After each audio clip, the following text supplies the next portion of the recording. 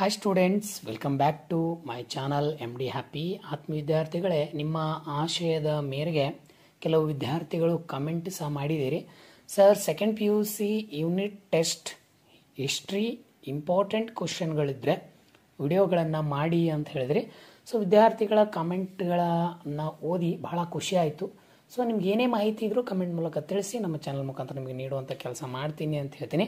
So ಬನ್ನಿ, ತಡ ಮಾಡೋದು ಬೇಡ. ಈ ವಿಡಿಯೋದಲ್ಲಿ ನಿಮಗೆ ಸೆಕೆಂಡ್ PUC ಅದು ಇತಿಹಾಸ ವಿಷಯಕ್ಕೆ ಸಂಬಂಧಪಟ್ಟಂತೆ ಯೂನಿಟ್ 1 ಅಲ್ಲಿ ಅದು ನಿಮಗೆ ಘಟಕ ಪರೀಕ್ಷೆಯಲ್ಲಿ ಬರುವಂಥದ್ದು ಮತ್ತು ಕಿರು ಪರೀಕ್ಷೆಗಳಲ್ಲಿ ಬರುವಂಥದ್ದು ಇತ್ತು, ಎನ್ಯುವಲ್ ಎಕ್ಸಾಮ್ಗಳಲ್ಲಿ ಬರುವಂಥದ್ದು ಪ್ರಶ್ನೆಗಳನ್ನೇ, ಇಂಪಾರ್ಟೆಂಟ್ ಪ್ರಶ್ನೆಗಳನ್ನೇ ತೆಗೆದುಕೊಂಡು ಬಂದಿದ್ದೀನಿ. ಈ ಒಂದು ಪ್ರಶ್ನೆ ಪತ್ರಿಕೆಯನ್ನು ಗಮನಿಸಿ, ಇಲ್ಲಿ ಪ್ರಶ್ನೆಗಳ ಜೊತೆಗೆ ಉತ್ತರಗಳನ್ನು ನಾನು ನೀಡ್ತಾ ಹೋಗಿದ್ದೀನಿ.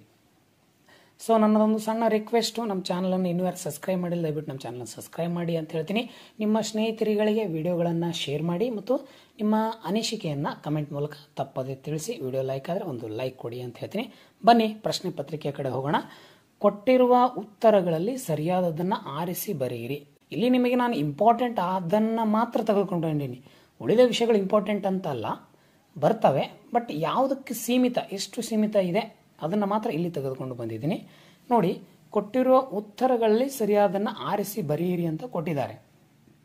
ಪ್ರಶ್ನೆಯಲ್ಲೇ ಉತ್ತರ ನಾವು ಹುಡುಕಬೇಕಷ್ಟೆ. ಎ ಪ್ರತಿಪಾದನೆ ನೋಡಿ, ನಿಮಗೆ ಎರಡಲ್ಲಿ ಹೇಳಿಕೆ ಆಧಾರದ ಮೇಲೆ ಒಂದು ಪ್ರಶ್ನೆಯನ್ನು ಇಲ್ಲಿ ಕೊಟ್ಟಿರ್ತಾರೆ. ಏನು ಅಂತಂದರೆ, ಎ ಪ್ರತಿಪಾದನೆ ಇಂಡಿಯಾ ಎಂಬ ಪದವು ಇಂಡೋಸ್ ಎಂಬ ಗ್ರೀಕ್ ಪದದಿಂದ ಬಂದಿದೆ. ಸೊ ಪ್ರಶ್ನೆ ಹೀಗಿದೆ, ಇಂಡಿಯಾ ಎಂಬ ಪದ ಇಂಡೋಸ್ ಎಂಬ ಗ್ರೀಕ್ ಪದದಿಂದ ಬಂದಿದೆ. ಕಾರಣ ಕೊಟ್ಟಿದ್ದಾರೆ. ಉಪಖಂಡದ ಪ್ರಮುಖ ನದಿಯಾದ ಸಿಂಧೂ ನದಿಗೆ ಈ ಪದವನ್ನು ಬಳಸಲಾಗಿದೆ. ಸೊ ವಿದ್ಯಾರ್ಥಿಗಳು ಗಮನವಾಗಿಟ್ಟುಕೊಂಡು ಪ್ರಶ್ನೆಯನ್ನು ನೋಡ್ಕೊಳ್ಳಿ, ಯಾಕಂದರೆ ನಿಮ್ಗೆ ಒಂದು ಅಂಕ ಸಿಗುವಂಥ ಸಾಧ್ಯತೆಗಳಿರೋದ್ರಿಂದ ಸ್ವಲ್ಪ ಅದನ್ನು ಓದಬೇಕಷ್ಟೆ. ಸೊ ಇಲ್ಲಿ ಕೆಳಗೆ ಆಯ್ಕೆಗಳನ್ನು ನೋಡಿದಾಗ ಸರಿಯಾದ ಉತ್ತರವನ್ನು ಆರಿಸಬೇಕಾಗಿದೆ. ನೀವು ಒಂದು ಪ್ರಶ್ನೆ ಮಾತ್ರ ಈ ಅಧ್ಯಾಯದ ಮೇಲೆ ನಿಮಗೆ ಬಹು ಆಯ್ಕೆಯಲ್ಲಿ ಬರ್ತದೆ, ಹೌದಾ? ಅದನ್ನು ಇದೆ ಅಂತ ತಿಳ್ಕೊಳ್ಳಿ. ನೋಡಿ, ಎ ಸರಿಯಾಗಿದೆ, ಬಿ ತಪ್ಪಾಗಿದೆ ಅಂತ ಕೊಟ್ಟಿದ್ದಾರೆ. ಬಿ ಎ ಬಿ ನೋಡಿ, ಬಿ ಎ ತಪ್ಪಾಗಿದೆ, ಬಿ ಸರಿಯಾಗಿದೆ. ಮೊದಲೇನೇನು ಕೊಟ್ಟಿದ್ರು, ಎ ಸರಿಯಾಗಿದೆ, ಬಿ ತಪ್ಪಾಗಿದೆ ಅಂತ ಕೊಟ್ಟಿದ್ದಾರೆ. ಬಿ ಎರಡನೇದೇನು ಕೊಟ್ಟಿದ್ದಾರೆ, ಎ ತಪ್ಪಾಗಿದೆ, ಬಿ ಸರಿಯಾಗಿದೆ ಅಂತ ಕೊಟ್ಟಿದ್ದಾರೆ. ಸಿ ಏನಾಗಿದೆ ಅಂತಂದರೆ, ಎ ಮತ್ತು ಬಿಗಳೆರಡೂ ಸರಿಯಾಗಿದೆ, ಆದರೆ ಬಿಯು ಎನ ಸರಿಯಾದ ವಿವರಣೆ ಅಲ್ಲ ಅಂತ ಕೊಟ್ಟಿದ್ದಾರೆ. ಡಿ ಎ ಬಿಗಳೆರಡೂ ಸರಿಯಾಗಿವೆ, ನೋಡ್ರಿ ಎರಡೂ ಹೇಳಿಕೆಗಳು ಸರಿಯಾಗಿವೆ, ಹಾಗೂ ಅಲ್ಲಿ ಹಾಗೂ ಅಂತ ಬರಬೇಕು. ಬಿಯು ಎನ ಸರಿಯಾದ ವಿವರಣೆಯಾಗಿದೆ. ನೋಡ್ರಿ ಯಾವ ರೀತಿ ಕೊಟ್ಟಿದ್ದಾರೆ. ಸೊ ಹಾಗಾದ್ರೆ ಉತ್ತರವನ್ನು ನೋಡೋಣ ನಾವು. ಸೊ ಉತ್ತರ ಬಂದು ನೋಡಿ, ಡಿ ಎ ಬಿಗಳೆರಡೂ ಸರಿಯಾಗಿವೆ, ಬಿಯು ಎನ ಸರಿಯಾದ ವಿವರಣೆಯಾಗಿದೆ.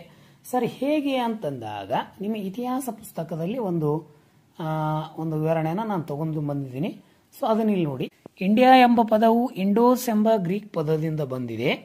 ಉಪಖಂಡದ ಪ್ರಮುಖ ನದಿಯಾದ ಸಿಂಧೂ ನದಿಗೆ ಈ ಪದವನ್ನು ಬಳಸಲಾಗಿದೆ. ನಿಮ್ಮ ಪುಸ್ತಕದಲ್ಲಿ ಆಲ್ರೆಡಿ ಸಹ ಈ ಉತ್ತರ ಇದೆ.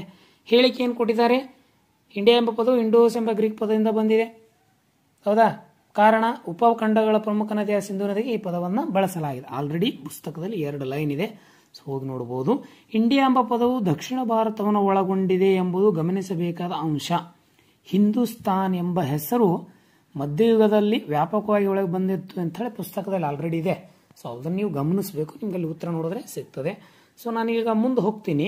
ನಿಮಗೆ ಒಂದು ಬಹು ಆಯ್ಕೆ ಪ್ರಶ್ನೆ ಆದ ನಂತರ ಎರಡನೇದು ಬಿಟ್ಟ ಸ್ಥಳವನ್ನು ಭರ್ತಿ ಮಾಡಿ ಅಂತ ಕೊಟ್ಟಿದ್ದಾರೆ. ಕರ್ನಾಟಕದ ಜನರನ್ನು ಡ್ಯಾಶ್ ಗ್ರಂಥದಲ್ಲಿ ಕರುನಾಡರ್ ಎಂದು ಉಲ್ಲೇಖವಾಗಿದೆ ಅಂತ ಕೇಳಿದ್ದಾರೆ ಅವರು.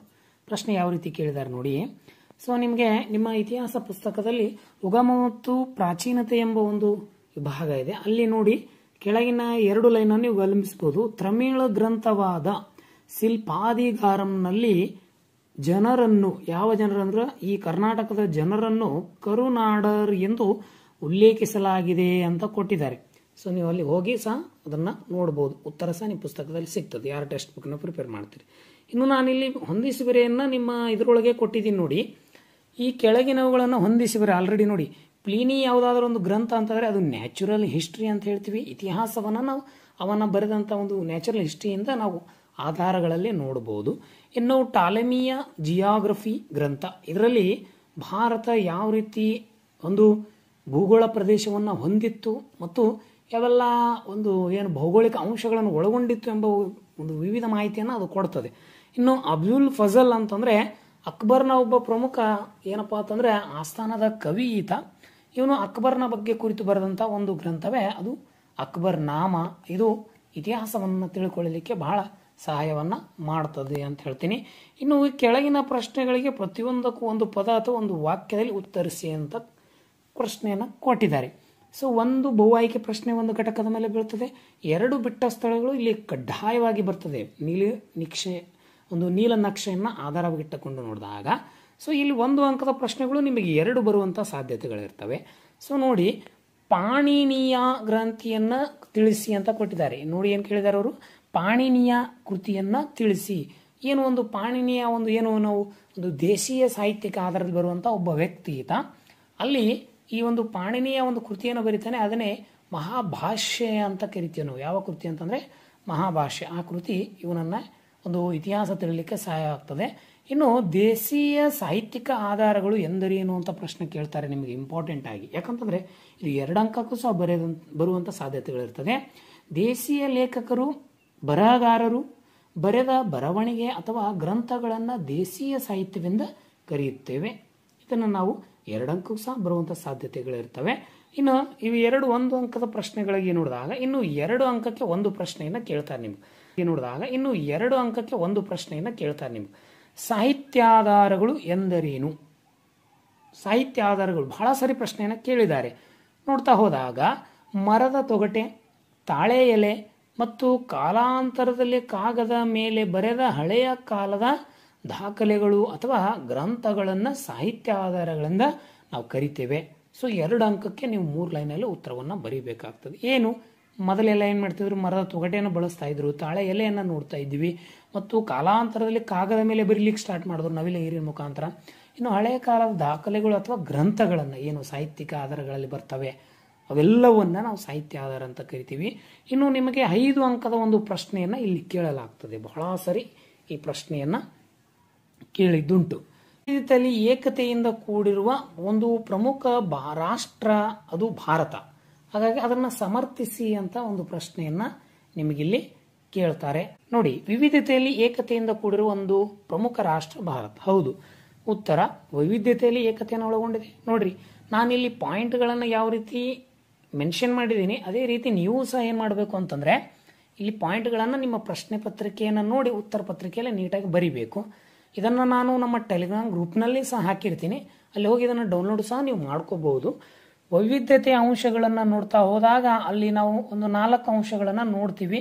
ವೈವಿಧ್ಯತೆ ಅನ್ನೋದು ಎಲ್ಲ ರಂಗದಲ್ಲಿ ಕಾಣ್ತೀವಿ, ಹೌದಾ? ಅಂತ ವೈವಿಧ್ಯತೆ ಅಂಶಗಳಂತಂದರೆ ಒಂದು ಭೌಗೋಳಿಕವಾಗಿ ವೈವಿಧ್ಯತೆಯನ್ನು ಕಾಣ್ತೀವಿ. ಅದು ಬೆಟ್ಟ ಆಗಿರ್ಬೋದು, ಗುಡ್ಡ ಆಗಿರ್ಬೋದು, ನದಿ ಆಗಿರ್ಬೋದು, ಅರಣ್ಯ ಆಗಿರ್ಬೋದು, ಕಾಡಾಗಿರ್ಬೋದು, ಜನ ಸಂಪತ್ತಾಗಿರ್ಬೋದು. ಇನ್ನು ಜನಾಂಗೀಯ ಹಾಗೂ ಭಾಷಾ ವೈವಿಧ್ಯತೆ. ಭಾರತ ಎಂಬ ರಾಷ್ಟ್ರ ಒಂದೇ ಜನಾಂಗಕ್ಕೆ ಸಂಬಂಧಪಟ್ಟದ್ದಲ್ಲ, ಹಾಗೂ ಭಾಷೆಯಲ್ಲಿಯೂ ಸಹ ಬಹಳಷ್ಟು ವೈವಿಧ್ಯತೆಯನ್ನು ನಾವು ಕಾಣ್ತೀವಿ. ಇನ್ನು ಸಾಮಾಜಿಕ ಮತ್ತು ಧಾರ್ಮಿಕ ವೈವಿಧ್ಯತೆ. ನೋಡಿ, ಭಾರತದಲ್ಲಿ ತಮ್ಮದೇ ಆದಂಥ ಒಂದು ಸಾಮಾಜಿಕತೆ ಇದೆ ಮತ್ತು ಧಾರ್ಮಿಕ ಬಹಳಷ್ಟು ಧರ್ಮಗಳು ಇಲ್ಲಿ ಇರುವುದರಿಂದ ಬಹಳಷ್ಟು ವೈವಿಧ್ಯತೆಯನ್ನು ಕಾಣ್ತೀವಿ. ಇನ್ನು ಆರ್ಥಿಕ ವೈವಿಧ್ಯತೆಯನ್ನು ನಾವಿಲ್ಲಿ ಕಾಣ್ತೇವೆ. ನೋಡಿ, ನಾನು ಇಲ್ಲಿ ವಿವರಣೆಯನ್ನು ಕೊಟ್ಟುಕೊಂತ ಹೋಗಿದ್ದೀನಿ. ಭೌಗೋಳಿಕ ವೈವಿಧ್ಯತೆ ಅಂದ್ರೆ ಏನು, ನಾನು ಅದನ್ನು ಹೇಳಿದೆ. ಹಿಮಾಲಯ ಪರ್ವತಗಳು, ಉಷ್ಣ ಮರುಭೂಮಿಗಳು, ನಿತ್ಯ ಅರಣ್ಯ ಧರಣಗಳು, ಕಡಲ ತೀರಗಳು, ಇವೆಲ್ಲವನ್ನ ನೀವು ಸಣ್ಣ ಸಣ್ಣ ಪಾಯಿಂಟ್ ಆಗಿ ಅಲ್ಲಿ ಬರೀಬೇಕಾಗ್ತದೆ. ಇನ್ನು ಜನಾಂಗೀಯ ಮತ್ತು ಭಾಷಾ ವೈವಿಧ್ಯತೆ ನೋಡಿದಾಗ ಮೊದಲು ದ್ರಾವಿಡ, ನೀಗೋ, ಮಂಗೋಲಿಯನ್ ಕುಲುಗಳು ಇಂತಹ ಕೆಲವು ಜನಾಂಗೀಯನನ್ನು ನಾವು ಕಾಣ್ತಿದ್ವಿ. ಇನ್ನು ಭಾಷೆಗಳನ್ನು ನೋಡಿದಾಗ ಭಾರತದಲ್ಲಿ 1600ಕ್ಕೂ ಹೆಚ್ಚು ಭಾಷೆಗಳು ಮತ್ತು ಆಡು ಭಾಷೆಗಳು ಬಳಕೆಯಲ್ಲಿವೆ. ಸೊ ಈ ರೀತಿ ಸಣ್ಣ ಸಣ್ಣ ಇಂಪಾರ್ಟೆಂಟ್ ಪಾಯಿಂಟ್ಗಳನ್ನು ಹಾಕಿ ಬರೀಬೇಕು. ಇನ್ನು ಸಾಮಾಜಿಕ ಮತ್ತು ಧಾರ್ಮಿಕ ವೈವಿಧ್ಯತೆ.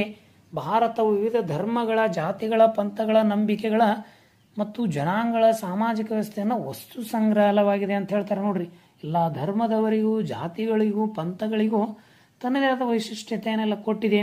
ಮತ್ತು ಧಾರ್ಮಿಕ ಆಚರಣೆಗಳು ಹೆಂಗಿದ್ವು ಅಂತಂದರೆ ಮಾತೃಪ್ರಧಾನ, ಪಿತೃಪ್ರಧಾನ, ಏಕಪತ್ನಿತ್ವ, ಬಹುಪತ್ನಿತ್ವ, ಬಹುಪತಿತ್ವ ಕೆಲವು ರೂಢಿಯಲ್ಲಿದ್ದವು. ಮತ್ತು ಇನ್ನು ಹಿಂದೂ, ಜೈನ, ಬೌದ್ಧ, ಸಿಖ್ ಧರ್ಮಗಳು, ಕ್ರೈಸ್ತ, ಇಸ್ಲಾಂ, ಯಹೂದಿ, ಪಾರ್ಸಿ ಇಂತಹ ಧರ್ಮಗಳು ಸಹ ಭಾರತದಲ್ಲಿ ನೋಡ್ತೀವಿ ನಾವು. ಇನ್ನು ಆರ್ಥಿಕ ವೈವಿಧ್ಯತೆ ಅಂತಂದರೆ ಭಾರತದ ಸಂಪನ್ಮೂಲಗಳು ಅಸಾಮಾನ್ಯ ಹಂಚಿಕೆಯಾಗಿ, ಅಂತಂದರೆ ಎಲ್ಲಿ ಸಮಾನ ಅಂತಲ್ಲ, ಅಸಾಮಾನ್ಯ ಒಂದೆಡೆ ತುಂಬಾ ಶ್ರೀಮಂತರಿದ್ದಾರೆ, ಇನ್ನೊಂದೆಡೆ ತೀರಾ ಬಡವರಿದ್ದಾರೆ. ಭಾರತ ನಗರಗಳು ಅತ್ಯಂತ ಅಭಿವೃದ್ಧಿ ಹೊಂದಿದ್ದರೆ ಗ್ರಾಮೀಣ ಪ್ರದೇಶಗಳು ಹಿಂದುಳಿದಿವೆ. ಅದನ್ನು ನಾವು ನೋಡ್ತೀವಿ, ಈಗಾದರೂ ಸಹ ನೋಡ್ತೀವಿ. ಇನ್ನು ಭಾರತದ ಏಕತೆ ಅಂಶಗಳನ್ನು ಸ್ವಲ್ಪ ಗಮನಿಸ್ತಾ ಹೋದಾಗ ಭೌಗೋಳಿಕತೆಯಲ್ಲಿ ಏಕತೆ ಇದೆ, ಆಡಳಿತದಲ್ಲಿ ಏಕತೆ ಇದೆ, ಏಕರೂಪದ ಶಿಕ್ಷಣ ಮತ್ತು ಸಾಹಿತ್ಯ ಹೆಚ್ಚಿನ ಬದಲಾವಣೆಗಳನ್ನು ನೋಡ್ತೀವಿ. ಭೌಗೋಳಿಕತೆ ಹಿಮಾಲಯ ಮತ್ತು ದಕ್ಷಿಣ ಸಾಗರ ಭಾರತವನ್ನು ಜಗತ್ತಿನ ಇತರ ಪ್ರದೇಶಕ್ಕೆ ಪ್ರತ್ಯೇಕಿಸ್ತವೆ. ಈಗ ನಾವು ಸುತ್ತಮುತ್ತಲ ರಾಷ್ಟ್ರಗಳನ್ನು ನೋಡ್ತಾ ಹೋಗ್ತೀವಿ, ಅಲ್ಲ ಪ್ರತ್ಯೇಕ ಏನು ಆಡಳಿತಾತ್ಮಕ ಅಂತಂದ್ರೆ ಮೌರ್ಯರನ್ನ ನೋಡ್ತೀವಿ, ಗುಪ್ತರನ್ನ ನೋಡ್ತೀವಿ, ರಾಷ್ಟ್ರಕೂಟರನ್ನ ನೋಡ್ತೀವಿ, ಚಾಲುಕ್ಯರು, ದೆಹಲಿ ಸುಲ್ತಾನರು, ಮೊಘಲರು, ವಿಜಯನಗರ ಸಾಮ್ರಾಜ್ಯ. ಅವರಷ್ಟೇ ಅಲ್ರಿ, ನಮ್ಮ ಚಾಣಕ್ಯ ಒಂದು ಕೃತಿಯನ್ನು ಬರಿತಾನೆ ಅರ್ಥಶಾಸ್ತ್ರ, ಅದರಲ್ಲಿ ಹೇಳಿದಾನೆ ಅಂತಂದ್ರೆ ಪ್ರಾಚೀನವಾಗಿ ಆಡಳಿತ ವ್ಯವಸ್ಥೆಗಳು ಯಾವ ರೀತಿ ಸಮಾನ ಮತ್ತು ಏಕರೂಪತೆವಾಗಿದ್ವು ಅಂತ ಹೇಳ್ತಾರೆ. ಇನ್ನು ಶಿಕ್ಷಣ ವ್ಯವಸ್ಥೆ ಹೇಗಿತ್ತು ಅಂತಂದ್ರೆ ದೀರ್ಘಕಾಲದವರೆಗೆ ಸಂಸ್ಕೃತ ಭಾಷೆ ಮತ್ತು ವಿವಿಧ ಸಾಹಿತ್ಯ, ರಾಮಾಯಣ, ಮಹಾಭಾರತ, ಭಗವದ್ಗೀತೆಗಳು ಭಾರತೀಯರಲ್ಲಿ ಏಕತೆ ಭಾವನೆಯನ್ನು ತುಂಬಿದ್ವು, ಏನಾದರೂ ತುಂಬ್ತಾ ಇದ್ದಾವೆ. ಇನ್ನು ಪರ್ಷಿಯನರು ಮತ್ತು ಬ್ರಿಟಿಷ್ ಆಡಳಿತಾವಧಿಯಲ್ಲಿ ಇಂಗ್ಲಿಷ್ ಭಾಷೆಯು ಸಂಪರ್ಕ ಭಾಷೆಯಾಗಿತ್ತು. ನೋಡ್ರಿ, ನಾವೀಗೆಲ್ಲ ಏನು ಮಾಡ್ತಾ ಇದೀವಿ ಅಂತಂದ್ರೆ ಮಕ್ಕಳನ್ನ ಸರ್ವೇಸಾಮಾನ್ಯನ ಹೇಳ್ತೀನಿ, ಇಂಗ್ಲಿಷ್ ಭಾಷೆ ಯಾವ ಸಂಪರ್ಕ ಭಾಷೆ ಅಷ್ಟೇ, ಹೌದಾ, ಮಾತೃಭಾಷೆ ಅಲ್ಲ ಅದು, ಸಂಪರ್ಕ ಭಾಷೆ. ಸ್ವಾತಂತ್ರ್ಯ ನಂತರ ಆ ಪಾತ್ರವು ಹಿಂದೆಯೂ ನಿರ್ವಹಿಸುತ್ತಿದ್ದರು ಅಂತ ಹೇಳ್ತಾರೆ. ಇನ್ನು ಇತ್ತೀಚಿನ ಬದಲಾವಣೆಗಳು ಏನಾಗಿದ್ದಾವೆ ಸರ್ ಅಂತಂದ್ರೆ ಕೆಲವೊಂದು ಸಾರಿ ನಾವು ಹೇಳ್ಬೋದು, ನಮ್ಮ ಸಂವಿಧಾನ ಜಾರಿಗೆ ಬಂತು, ಸರ್ಕಾರ ನೀತಿಗಳು ಬಂದು, ಆರ್ಥಿಕತೆ ಮತ್ತು ಸಾಮಾಜಿಕ ಪರಿಸ್ಥಿತಿ ಬದಲಾವಣೆ ಆಯಿತು, ರಾಷ್ಟ್ರ ಜಾಗತೀಕರಣ ಪರಿಣಾಮಗೊಳಗಾಗಿರೋದ್ರಿಂದ ಜನರಲ್ಲಿ ಏಕತೆ ಮೂಡಿಸಲಿಕ್ಕೆ ಕೆಲವೊಂದು ಪ್ರಮುಖ ಅಂಶಗಳು ನಾವಿಲ್ಲಿ ನೋಡ್ತಾ ಹೋಗ್ಬೋದು. ಸೊ ವಿದ್ಯಾರ್ಥಿಗಳು ಕೇಳಿದ ಮಟ್ಟಿಗೆ second PUC unit test 1 history important ಕ್ವಶನ್ನು ಇವುಗಳಾಗಿರೋದ್ರಿಂದ ಸೊ ದಯವಿಟ್ಟು ಹೇಳ್ತೀನಿ, ಈ ಪ್ರಶ್ನೆಗಳು ಬರುವಂಥವು ಕಡ್ಡಾಯವಾಗಿ. ಜೊತೆಗೆ ನಾನು ಮುಂದೆ ಮತ್ತೆ ಏನು ಮಾಡ್ತೀನಿ ಅಂತಂದರೆ ಆ್ಯನ್ಯುವಲ್ ಎಕ್ಸಾಮ್ ಮತ್ತು ಪ್ರಿಪರೇಟರಿ ಮತ್ತು ಮಧ್ಯವಾರ್ಷಿಕ ಪರೀಕ್ಷೆಗಳನ್ನು ತೆಗೆದುಕೊಂಡು ಬರ್ತಿರ್ತೀನಿ. ಆ ವಿಡಿಯೋಗಳು ಆಲ್ರೆಡಿ ಪ್ಲೇಲಿಸ್ಟಲ್ಲಿ ಇದ್ದಾವೆ. ಸೊ ಹೋಗಿ ಅವುಗಳನ್ನು ನೋಡಿ ನಿಮ್ಮ ಸ್ಕೋರ್ಗಳನ್ನು ಹೆಚ್ಚು ಮಾಡ್ಕೊಳ್ಳಿ. ಹಳೆ ವಿದ್ಯಾರ್ಥಿಗಳು ನನ್ನ ಟೆಲಿಗ್ರಾಮ್ ಗ್ರೂಪ್ನಲ್ಲಿದ್ದಾರೆ, ಅವರೆಲ್ಲವೂ ಸಹ ಈ ಥರ ಹೆಲ್ಪನ್ನು ಪಡ್ಕೊಂಡಿದ್ದಾರೆ, ಒಳ್ಳೆ ರ್ಯಾಂಕನ್ನು ಮಾಡಿದ್ದಾರೆ ಅಂತ ಹೇಳ್ತೀನಿ. ಸೊ ವಿಡಿಯೋ ಹೇಗಂತ ಅಂತ ಹೇಳಿ ನಾನು ಕಮೆಂಟ್ ಮೂಲಕ ತಿಳಿಸಿ, ವಿಡಿಯೋನ ಅತಿ ಹೆಚ್ಚು ನಿಮ್ಮ ಸ್ನೇಹಿತರಿಗೆ ಶೇರ್ ಮಾಡಿ ಅಂತ ಹೇಳ್ತೀನಿ.